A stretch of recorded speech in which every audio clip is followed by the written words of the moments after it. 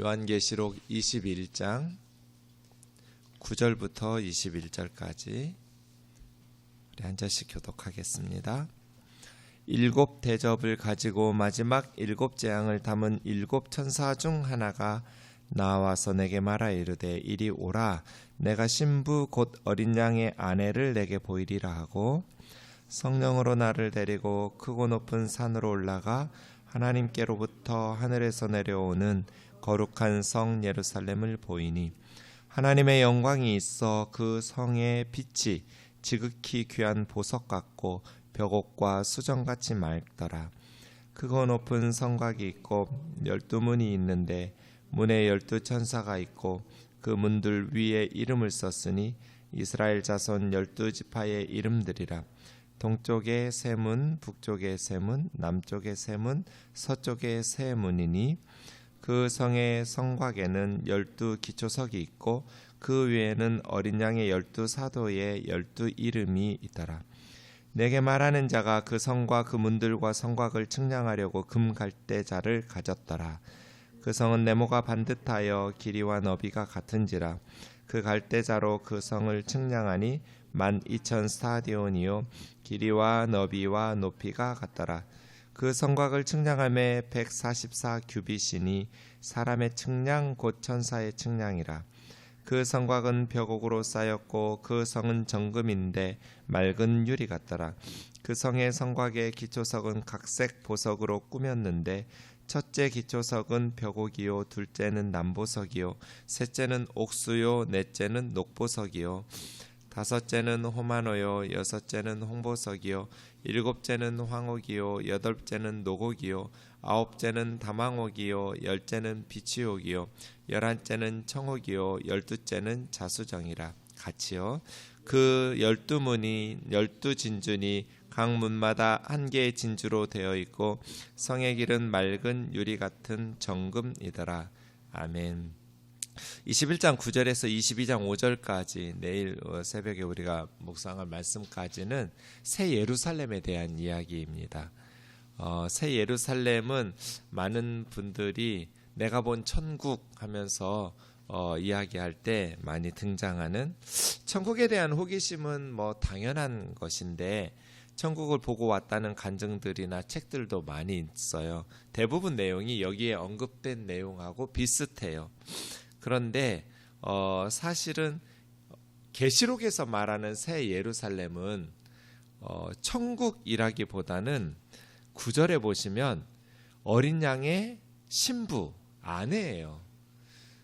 어린 양 되신 예수 그리스도의 아내인 어린 양의 신부는 누구예요? 교회예요. 성도들이에요. 교회는 성도들이죠. 그래서 새 예루살렘은 어떤 건물이라기보다는 그런 환상으로 보였지만 어린 양의 신부인 교회, 성도들을 새 예루살렘이라고 말할 수 있어요. 근데 9절에 보시면 심판을 주도했던 천사가 새 예루살렘에 대한 메시지를 소개해요. 음녀 바벨론, 그리고 악의 세력들의 심판을 주도했던 일곱 재앙을 담은 일곱 천사 중 하나가 어린 양의 신부인 새 예루살렘을 소개한다라는 것은 어떤 의미가 있을까요? 악의 세력의 제거와 새 예루살렘의 등장이 연속성이 있다는 뜻이죠. 악의 세력을 심판했던 천사 중 하나가 예루살렘을 소개해요. 이 말은 음녀 바벨론, 그 악한 세력이 제거돼야만 새 예루살렘이 등장할 수 있다는 뜻이에요. 바꿔 말하면 음녀 바벨론과 새 예루살렘은 영원히 공존할 수가 없어요. 그렇게 새 예루살렘의 출현은 음녀 바벨론, 그 악한 도성의 바벨론의 악의 세력의 멸망과 연관되어 있어서 그 악의 세력에 대한 파멸을 전제로 하고 있는 것이죠. 하나님 나라의 확립을 위해서 악의 세력이 제거될 거거든요. 지금은요, 긍휼의 시대죠. 그래서 하나님의 나라가 세워지기 전에 반드시 음녀 바벨론의 악의 세력이 제거되는 날이 올 터이다. 지금은 회개할 수 있는 긍휼과 자비의 시기이지만 언제라도 회개할 기회가 주어지는 것은 아니니까 지금 하나님의 영원한 심판 전에 회개하는 것이 필요하겠죠.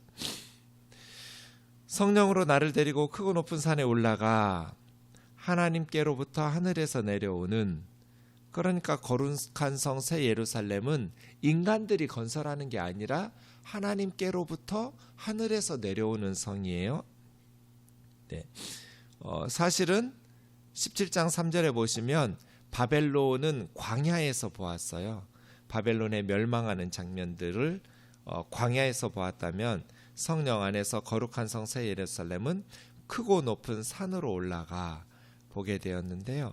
거룩한 성 예루살렘을 보이니 하나님의 영광이 있어. 그러니까 새 예루살렘이 소유한 것, 가지고 있는 것이 뭐냐면 하나님의 영광이에요. 하나님의 영광을 소유하고 있다. 그러니까 하나님의 백성들, 거룩한 성 새 예루살렘은 하나님의 영광을 소유하고 있어서 하나님의 영광에 동참하고 있는 것이죠. 그 성의 빛이 지극히 귀한 보석처럼 빛이 나고 벽옥과 수정과 같이 막더라.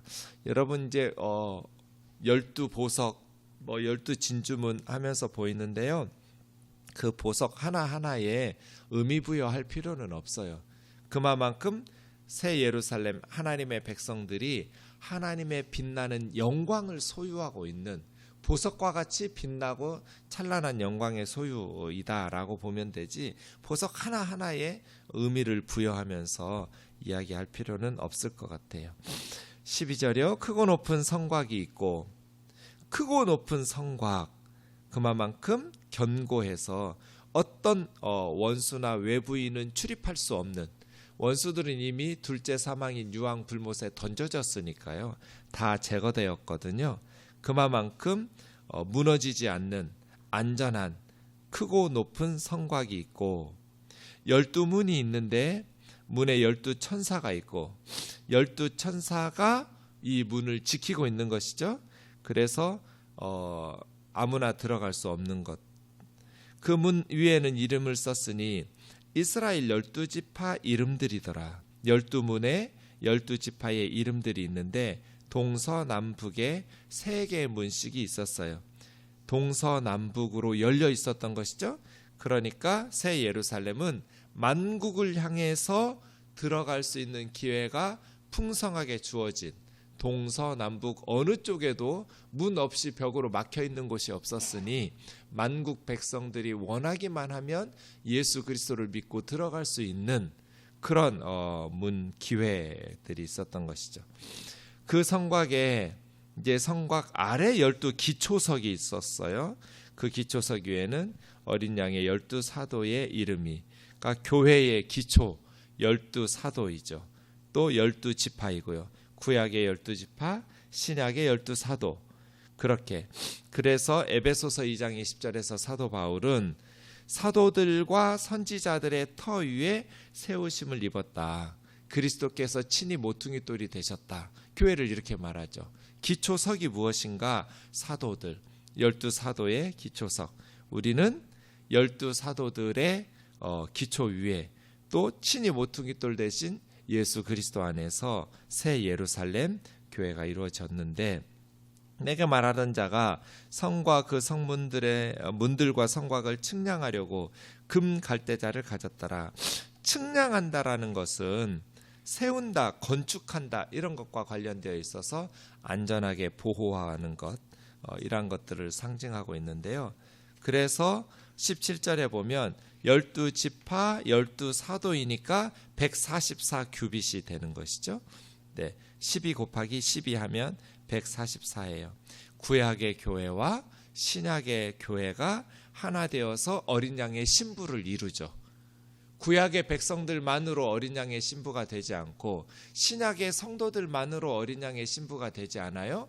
구약의 구원받은 백성들 12지파, 신약의 구원받은 성도들 12사도 그 문과 기초석에 근거해서, 그러니까 새 예루살렘 어린 양의 신부는 구약과 신약의 구원받은 모든 하나님의 백성들로 구성이 되는 것이죠. 그렇게 어린 양의 신부를 이루어요. 16절, 그 성은 네모 반듯한데 정사각형 모양으로 정방형이에요. 길이와 너비가 똑같이, 이게 꼭 지성소 같거든요. 하나님이 임재하시는 지성소 같은 곳인데, 네, 새 예루살렘은 그렇게 성전의 속성을 가지고 있어요. 마찬가지죠. 당연한 이야기예요. 새 예루살렘도 구약의 성전도 다 하나님의 백성이거든요. 예수님께서 새롭게 지으신, 사람들 손으로 지은 이 성전을 헐라 내가 사흘 만에 다시 지으리라 하면서 지은 성전이, 네, 친히 모퉁이 돌 대신 사흘 만에 부활하신 예수 그리스도와 사도들과 선지자들의 기초 위에 구원받은 성도들로 지어지는, 그래서 너희가 하나님의 성전인 것과 하나님의 성령이 너희 안에, 그러니까 성전은 건물이 아니에요. 구원받은 성도들이 성전이에요. 이 건물은 우리가 예배 처소로서 예배드리는 장소일 뿐이죠. 그런 의미로 성전의 속성을 새 예루살렘이 가지는 건 너무나 당연한 거예요. 왜냐하면 성전이, 새 예루살렘이 성도들이기 때문이에요. 하나님의 백성이기 때문이죠. 길이를 재보니까 정방형인데 12,000 스타디온, 12지파나 12사도 곱하기 1000 하면 12,000이 되겠죠. 12 곱하기 1000, 1000인 완전수거든요. 10이 완전수인데 10의 세제곱이니까요. 그렇게 스타디온은 지난번에 말씀드린 것처럼 2,400km 정도 돼요. 1,500마일.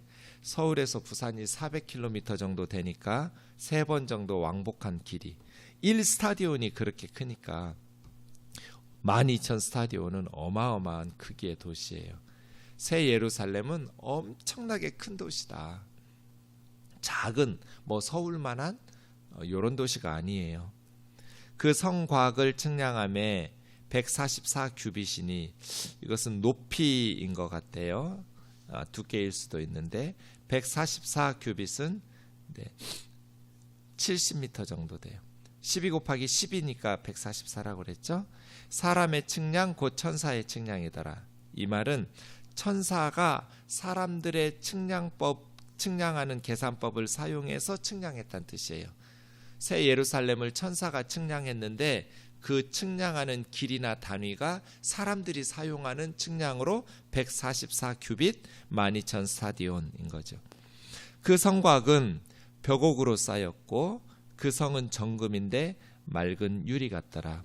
성곽의 기초석은 각색 보석으로 꾸몄는데 첫째부터 12번째까지 벽옥, 남보석, 옥수, 녹보석, 홍만호, 홍보석, 황옥, 노곡, 담황옥, 비치옥, 청옥, 자수정. 말씀드린 것처럼 보석 하나하나에 너무 지나친 의미 부여하지 마라. 새 예루살렘은 그만큼 아름답게 보석으로 꾸며져 있었고 하나님의 영광을 소유하고 있었고 하나님의 영광이 그 가운데 있으니 하나님의 백성들이 그렇게 영광스럽게 될 것이다.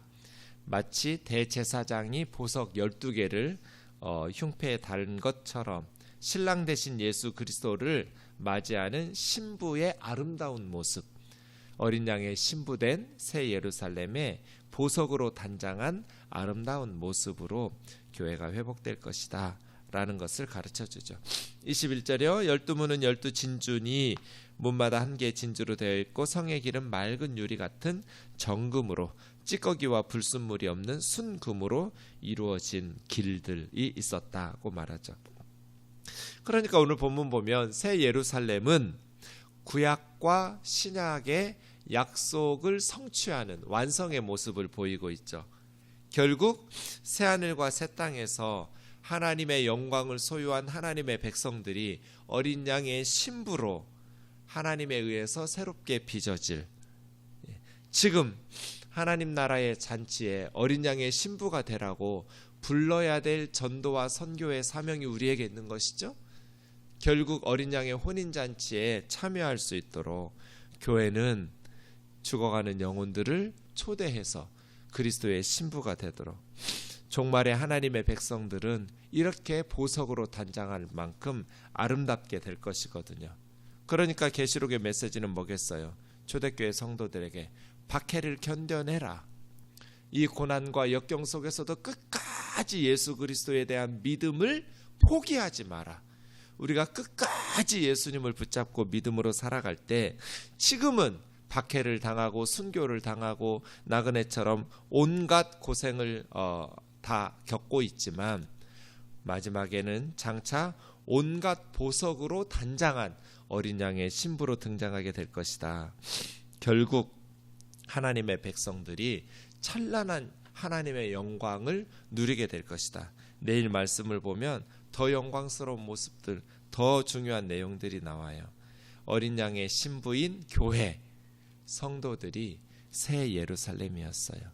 사단의 세력이 철저히 소멸되는 과정을 기록한 이후 계시록에서는 이제 새 예루살렘, 하나님의 백성들의 영광스러운 모습을 그려줌으로써 누가 진정한 승리자인가? 이 땅에서는 패배하고 순교당한 것 같았지만 박해받는 성도들이 결국 승리자라는 것을 너무너무 멋있게 보여주고 있습니다.